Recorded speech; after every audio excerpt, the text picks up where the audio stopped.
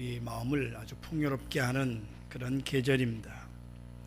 이 좋은 계절을 함께 느껴야 할 우리 이웃들 중에 함께 기뻐하지 못하고 수많은 고통 속에 있는 사람들이 있습니다. 희망을 노래하기에는 너무나도 고통스러운 분들이지요. 여러 모양으로 고통을 당하는 분들이 있습니다. 여러분, 우리가 꿈꾸는 낙원은 어떤 것일까요? 과연 우리는 어떤 낙원을 꿈꾸고 있어야 할까요? 고대 그리스 신화에 나오는 프로메테우스라는 신이 있습니다. 프로메테우스는 제우스의 명령을 어기고 올림푸스 대장간에서 몰래 불을 훔쳐다가 인간에게 주었습니다. 나중에 이 사실을 알게 된 제우스가 대노해서 프로메테우스를 잡아다가 코카소스 언덕 산꼭대기에 묶어놓았습니다. 그리고 매일 아침 큰 독수리를 보내 프로메테우스의 간을 쪼아먹게 했습니다. 그런데 하룻밤 자고 나면 간이 다시 생깁니다. 아침이 되면 또 독수리가 와서 다시 간을 쪼아먹습니다. 이렇게 프로메테우스는 영원한 고통의 형벌을 받게 됩니다. 우리가 이 땅에 산다고 하는 그것은 마치 코카소스 산꼭대기에 매달려 있는 프로메테우스와 크게 다르지 않습니다. 우리 인생은 고통의 연속입니다. 하나의 고통이 지나가면 또 다른 고통이 다가옵니다. 이제는 끝났겠지 싶었는데 또 다른 일이 우리에게 다가온다 그 말이에요. 이 고비만 잘 넘기면 괜찮겠지 생각했는데 또 다른 어려움이 기다리고 있더라 그 말입니다. 근데 그 중에서도 가장 고통스러운 것이 있다면 그것은 미리 알고 당하는 고통이라 하는 겁니다. 아침이 되면 독수리에게 간을 파먹히는 고통을 당할 것이라는 것을 미리 알았던 프로메테우스처럼 지금 내게 다가오는 고통이 얼마나 큰 것인가를 미리 알고 있다면 그건 참으로 견디기 어려운 것입니다. 우리 아이들이 자살하고 왕따 당하는 아이들이 자살하는 이유는 학교 가면 또 아이들에게 뻔히 그런 고통을 당할 걸 아니 차라리 그냥 죽자 이러는 거예요. 오늘 성경에 보면 예수님 자신도 자기에게 다가오는 십자가의 고통이 얼마나 큰 고통인가를 미리 알고 계셨습니다. 그래서 오늘 성경에 보면 심히 놀라시며 슬퍼하시면서 제자들에게 말씀합니다. 내 마음이 심히 고민하여 죽게 됐다고요. 이제 곧 다가올 십자가의 고통, 그것은 사랑하는 제자들로부터 배신을 당하는 고통입니다. 이 땅의 사람들을 구원하시기 위해서 하늘 보좌를 버리고 이 땅에 오신 그분이 오히려 인간들로부터 조롱을 받고 멸시를 당해야 하는 고통입니다. 아무런 죄가 없으신 분이 온 세상의 죄를 다 뒤집어 쓰시고 죄인으로 십자가에 달리는 고통이 올시다. 창세전부터 한순간도 하나님과 분리된 적이 없었던 그 주님께서 이제는 아버지로부터 분리되고 버림받는 고통을 겪어야만 하는 것입니다. 창조이신 그분이 죽음을 맛보시며 무덤에 갇혀야 되는 고통이 올시다. 지금 눈앞에 점점 다가오고 있는 이 고통을 바라보시면서 예수님께서는 슬퍼하시며 심히 고민하셨습니다. 그러면 예수님은 이 고통을 한복판에서 어떻게 그 고통을 이겨내셨을까? 첫째로 예수님은 제자들의 위로를 기대하셨습니다. 오늘 본문 33절에 보시면 베드로와 야고보와 요한을 데리고 가실새 예수님께서 겟세마네 동산으로 기도하러 가시면서 제자들을 다 어딘가에 모아놓고 좀 더 가까운 곳에는 베드로와 야고보와 요한을 데리고 가셨습니다. 그리고 말씀하시기를 내 마음이 심히 고민하여 죽게 됐으니 너희는 여기 머물러 깨어 있으라고 말씀합니다. 이 말은 예수님께서 제자들에게 예수님이 당하는 고통에 동참해달라 그런 뜻입니다. 깨어 있어라고 하는 말은 예수님 당할 고통에 좀 너희들도 참여해달라 그런 말입니다.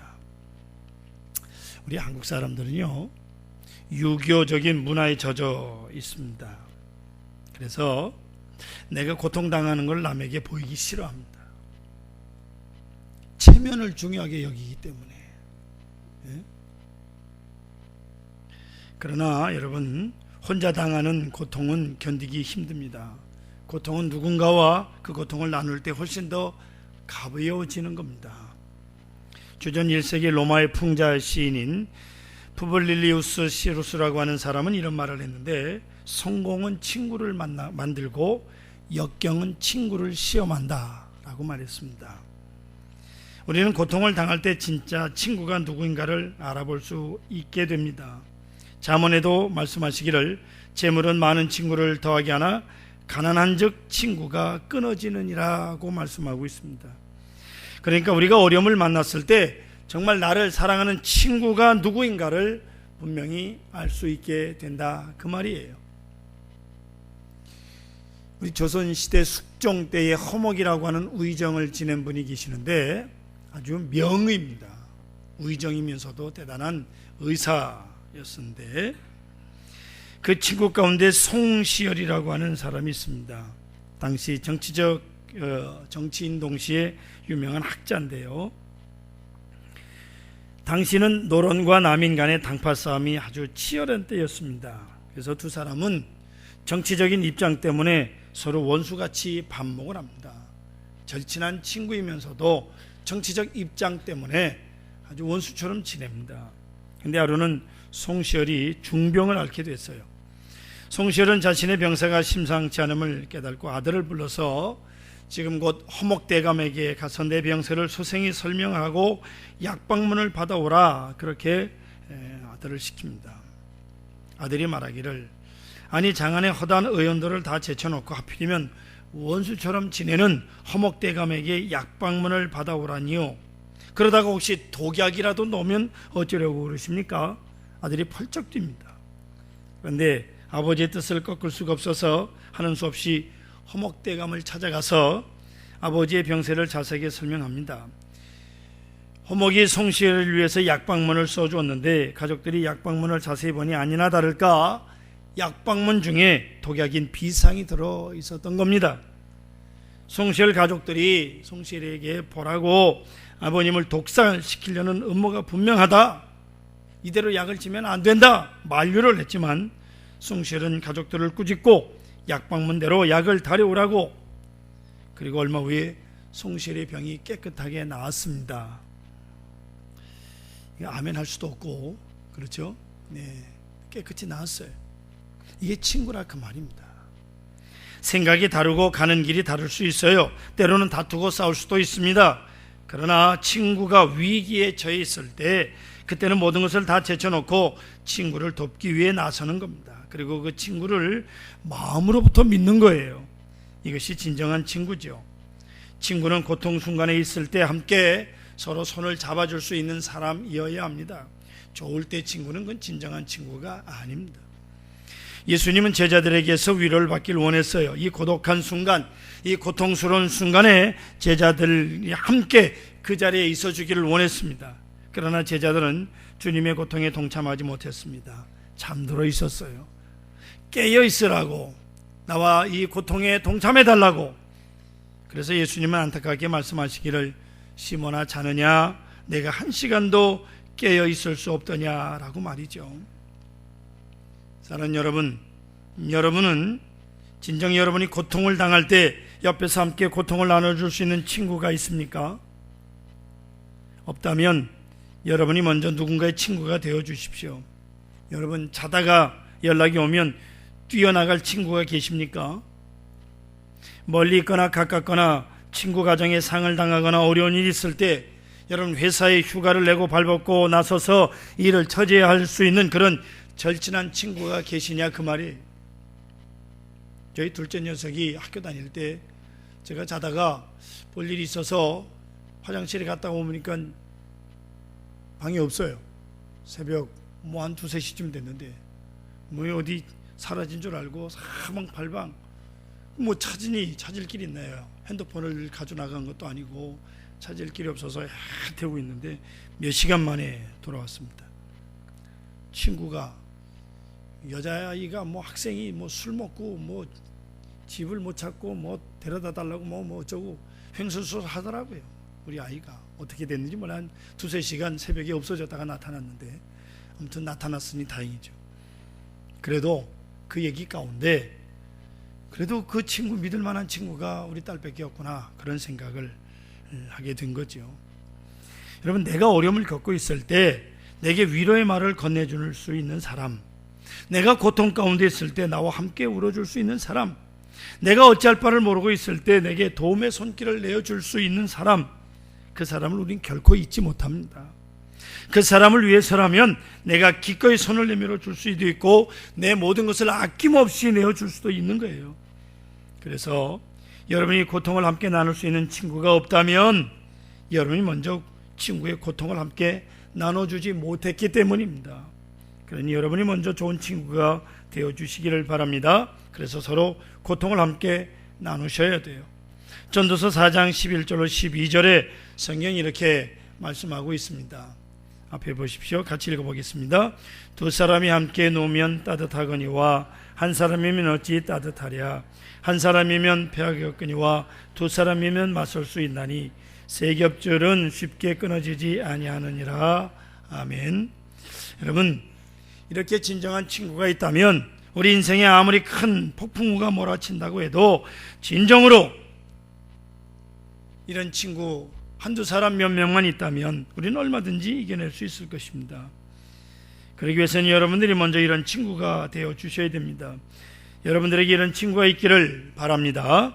그래서 어떤 고통 가운데 서 있더라도 결코 외롭지 않고 그 고통을 함께 이겨나가는 여러분들 되시기를 바랍니다. 두 번째로, 예수님은 하나님 앞에 나가 위로를 받았습니다. 오늘 성경에 보면 예수님이 땅에 엎드렸습니다. 그리고 입을 열어 아빠, 아버지여 라고 이제 기도를 시작합니다. 하나님 아버지를 찾고 있습니다. 아빠라고 하는 말은 어린아이가 아버지를 부르는 애칭이에요. 지금 예수님은 마치 어린아이처럼 아버지를 찾고 아버지에게 기대고 있는 겁니다.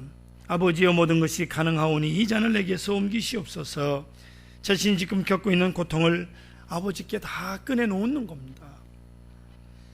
예수님께서 제자들과 마지막 만찬을 나누시면서 이런 말씀을 하셨습니다. 요한복음 16장 32절에 보면 보라, 너희가 각각 제 곳으로 흩어지고 나를 혼자 둘 때가 오나니 벌써 왔도다. 그러나 내가 혼자 있는 것이 아니라 아버지께서 나와 함께 계시느니라. 할렐루야. 너희들은 3년 동안 나를 따랐지만 이제 다 나를 버릴 것이다. 그러나 아버지는 나와 함께 계시느니라. 예수님은 제자들이 함께 고통을 나눠줄 것을 기대하셨지만 제자들이 떠날 것을 미리 알고 계셨어요. 그 처절한 고통 가운데 혼자 남겨질 것을 아셨습니다. 하지만 예수님은 결코 혼자가 아니라는 것을 알고 계셨어요. 내가 혼자 있는 것이 아니라 아버지께서 나와 함께 계시느니라. 친구들과 함께 나눌 수 없는 고통이 있어요. 가족이라도 함께 나눌 수 없는 고통이 있다, 그 말이에요. 그러나 그때도 함께 할 수 있는 분이 계십니다. 내가 혼자 있는 것이 아니죠. 내가 찾아가 기댈 수 있는 분이 있습니다. 그분이 누굽니까? 하나님, 우리 아버지, 우리 아빠 아버지 우리 아빠 아버지가 계시는 한 우리는 결코 혼자가 아닌 것입니다. 야곱이 아버지와 형을 속여서 장자의 축복을 가로챈 뒤에 형의 복수를 피해서 외삼촌이 살고 있는 하란을 향해 길을 떠났습니다. 하란이 어디쯤인가 하고 어제 우리 부교육자들과 하고 지도를 찾아봤더니 지금 터키 지역이에요. 터키 저 끝에. 야곱이 살던 가나안으로부터 키로수를 따져보면 대략 1000km가 넘는 상당히 먼 거리입니다. 전날 야곱이 하루 종일 50여 킬로를 걸어서 베델이라고 하는 곳에 도착을 했습니다. 날이 저물어 더 이상 갈 수 없게 되자 돌을 베개로 삼아 잠을 청합니다. 아무도 도와줄 수 없는 광야 한복판, 불빛 한 점 찾아볼 수 없고 춥고 두려운 밤, 야곱은 돌베개를 베고 누워 눈물을 흘리고 있었습니다.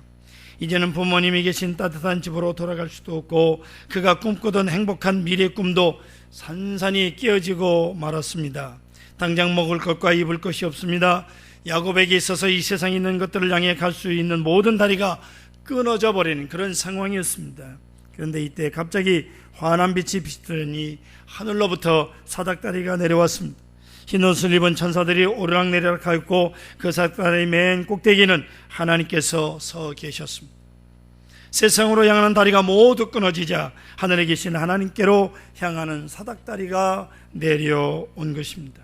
그리고 하나님께서 말씀하시기를 내가 너와 함께 있어 내가 어디로 가든지 너를 지키며 너를 이끌어 이 땅으로 돌아오게 할지라. 할렐루야.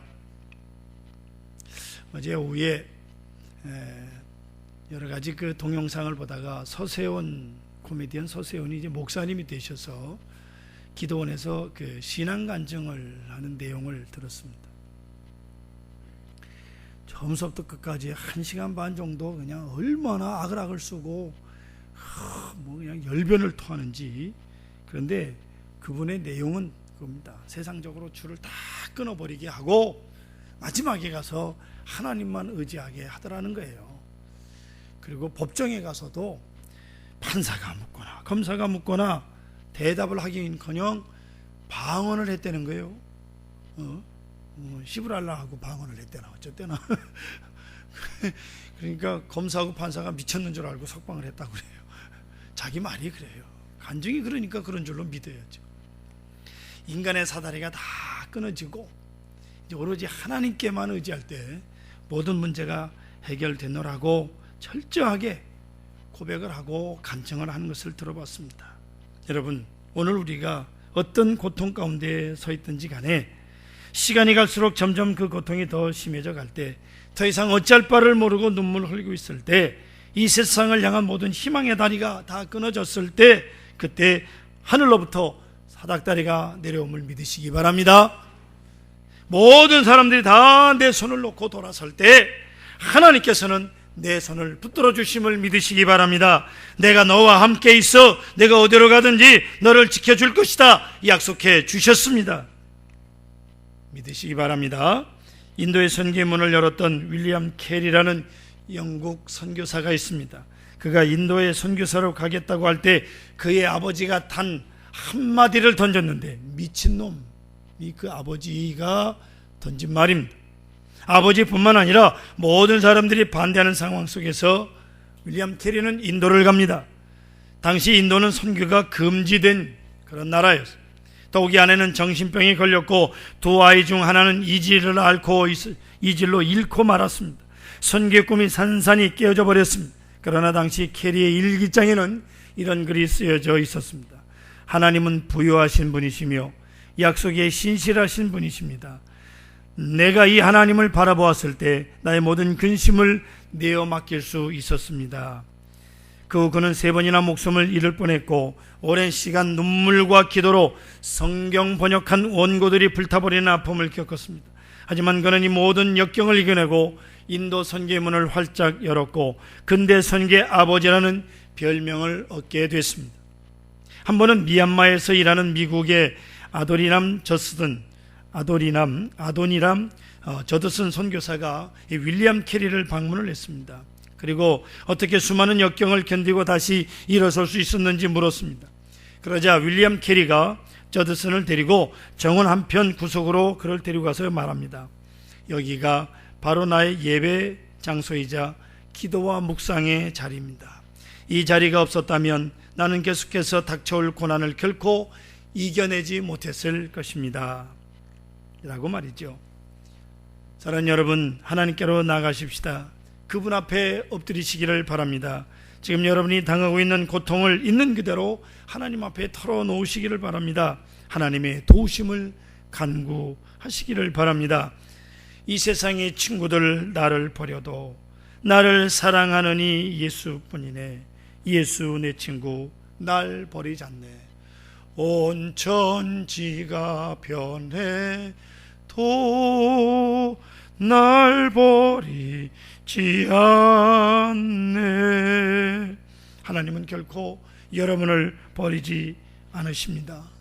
하나님 우리 아버지, 우리 아빠 아버지가 계시는 한 우리는 결코 혼자가 아닙니다. 고통 가운데 서 있을 때 눈을 들어 여러분 곁에 계시는 아버지를 바라보시는 여러분들 되시기를 축원합니다. 세 번째로, 예수님은 자신이 겪는 고통이 하나님의 뜻인 것을 확신하셨습니다. 여러분, 이 세상에서 가장 힘든 일이 뭐냐면 의미 없는 일을 반복하는 거예요. 군대 얘기를 하면 늘 말씀드리지만 참 할 말이 없는 사람입니다. 6개월 방위로 끝났으니 1년도 아니고 얼마나 참 감사합니까? 군대 갔다 오신 분들에게 미안한 얘기인데, 이제 4주간 교육은, 기초군사구역은 교육은 받아야 되니까 그 4주 교육을 받는 동안에 이런 기업을 받은 적이 있습니다. 저희들을 훈련시켰던 중사 한 분이 벽 구석에다가 저희들을 벽에다 얼굴을 대고 세워놓고는 이 말을 50번 반복하라는 겁니다. 철수가 사탕을 샀습니다. 그런데 영희가 빼앗아 먹었습니다. 처음에는 참 별 쉬운 기합도 다 있다, 그렇게 생각을 했는데 그게 아닙니다. 10번을 다 못 채우고 제가 울고 말았습니다. 한참 패기가 넘치는 젊은이가, 그것도 비록 4주간이지만 국방의 의무를 다하겠다고 군대에 갔는데 하는 일이 벽 구석에 서서 철수가 사탕을 사왔습니다. 그런데 영희가 빼앗아 먹었습니다. 이게 얼마나 한심한 노릇입니까? 제가 받은 기합 중에 가장 고통스러운 기합입니다. 아무런 의미 없는 일을 반복하는 것이 가장 고통스럽고 눈물 나는 일이라 그 말이에요. 그런데 만약 고통의 뜻이 있다면, 내가 지금 이런 고통을 겪어야 하는 분명한 뜻이 있고 의미가 있다면 우리는 얼마든지 그 고통을 이겨낼 수 있습니다. 예수님은 이렇게 기도하셨습니다. 나의 원대로 마옵시고 아버지의 원대로 하옵소서. 예수님은 십자가를 지는 것이 하나님의 뜻인 것을 아셨습니다. 수치와 모욕을 당하고 십자가를 지는 그 길은 분명 이루 말할 수 없는 고통의 길이었습니다. 할 수만 있다면 피하고 싶은 길이었습니다. 그러나 예수님은 기도하시기를, 이 십자가를 지는 것이 하나님의 뜻이라면, 내가 이 십자가를 짐으로써 온 인류를 구원하시려는 하나님의 뜻을 이룰 수 있다면 나는 이 십자가를 받아들이겠습니다. 그리고 일어서서 십자가의 길을 가신 겁니다. 내가 지금 겪고 있는 고통의 의미를 알면 우리는 어떤 고통도 이겨낼 수 있습니다. 로마서 8장 28절에 우리가 알거니와 하나님을 사랑하는 자 곧 그의 뜻대로 부르심을 입은 자들에게는 모든 것이 합력하여 선을 이루느니라고 말씀하고 있습니다. 우리가 알거니와, 그럼 무엇을 안다는 말입니까? 우리가 알거니와, 지금 내가 겪고 있는 모든 고통을 안다 그 말이에요. 그 고통은 결국 합력하여 선을 이룰 줄 안다. 할렐루야. 그래서 우리는 이 고통의 의미를 알기에 얼마든지 이겨낼 수 있는 거예요. 종교개혁을 이뤘던 독일의 마틴 루터가 그 종교개혁을 도와준 프레드릭 마이코니우스라고 하는 사람이 있습니다. 그런데 이 마이코니우스가 갑자기 중환병에 들어서 도저히 소생할 가망이 없는 지경에 이르게 됐습니다. 마이코니우스도 자신이 더 이상 희망이 없음을 깨달은 사람 마이코니우스가 마틴 루터에게 편지를 보내기를, 나는 더 이상 자네와 함께 일할 수 없게 되었다, 그런 편지 내용으로 보냈어요. 그 편지를 받은 루터가 아주 깜짝 놀랐습니다. 그리고 바로 답장을 보냈는데 이렇게 써보냈습니다. 친구요, 나는 자네가 더 살 것을 하나님의 이름으로 명령하네. 내가 교회를 개혁하는데 자네가 꼭 필요하니 하나님은 자네가 죽었다는 소식을 듣지 않게 하실 것일세. 자네가 살아야 한다는 것은 나의 뜻이네. 하지만 내가 하나님의 이름으로 영어롭게 하는 일을 하기 때문에 하나님은 나의 기도를 들어주실 것이라고 믿고 있네. 자네는 나보다 오래 살아야 하네.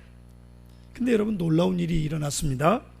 임종을 앞두고 있던 마이코니우스가 루터의 편지를 받고 다시 벌떡 일어났습니다.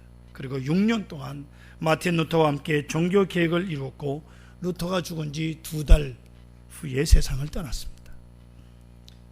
이틀이든 2주든 2달이든 아무튼 마틴 루터보다 더 살았습니다. 여러분 꼭 기억하시기 바랍니다. 하나님의 뜻을 이루기 위해서 사는 사람은 죽는 것도 하나님의 뜻을 따라 죽습니다.